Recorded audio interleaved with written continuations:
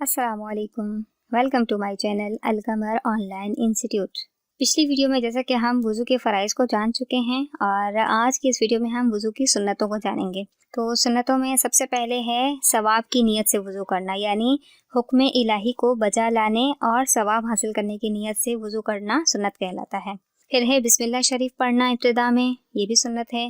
3 مرتبہ ہاتھ کو گھٹنوں تک دھونا، مسواک کرنا، 3 مرتبہ کلی کرنا، 3 مرتبہ ناک میں پانی چڑھانا، 3 مرتبہ چہرہ دھونا، 3 مرتبہ ہاتھوں کو کوہنیوں سمیت دھونا، 3 مرتبہ پاؤں کو ٹخنوں سمیت دھونا سنت کہلاتا ہے۔ اس کے بعد ہے انگلیوں کا خلال کرنا، پورے سر کا مسح کرنا، چوتھائی سر کا مسح کرنا فرض کہلاتا ہے، پورے سر کا مسح کرنا سنت کہلائے گا۔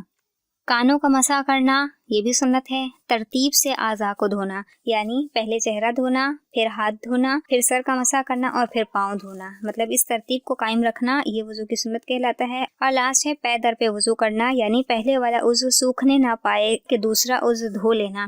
یعنی جیسا کہ بالفرض میں وضو کر رہی تھی اور میں نے ابھی صرف چہرہ ہی دھویا تھا 3 مرتبہ، اور پھر میں اٹھ کے چلی گئی کسی کام کے سبب۔ جب میں واپس آئی تو میرا چہرہ خشک ہو چکا تھا، لیکن پھر میں نے اپنے بقیہ جو 3 فرائض تھے وہ میں نے وضو کے ادا کیے، تو یہ میرا پے در پہ وضو کرنا نہیں کہلائے گا، کیونکہ میرا ایک وضو سوکھ چکا تھا اور پھر میں دوبارہ سے اس کو کنٹینیو کرنے آئی تھی۔ پے در پہ وضو کرنا یعنی ایک جو ہمارا پارٹ ہے وضو کا وہ خشک نہ ہونے پائے کہ اگلے کو دھو لیا جائے۔ یہ تو تھی وضو کی سنتیں۔ انشاءاللہ تعالی عز و جل ہم نیکسٹ ویڈیو میں وضو کے مستحبات کو جانیں گے کہ کون کون سا عمل کرنا مستحب ہے۔ تب تک کے لیے مجھے دیجیے اجازت، اللہ نگہبان۔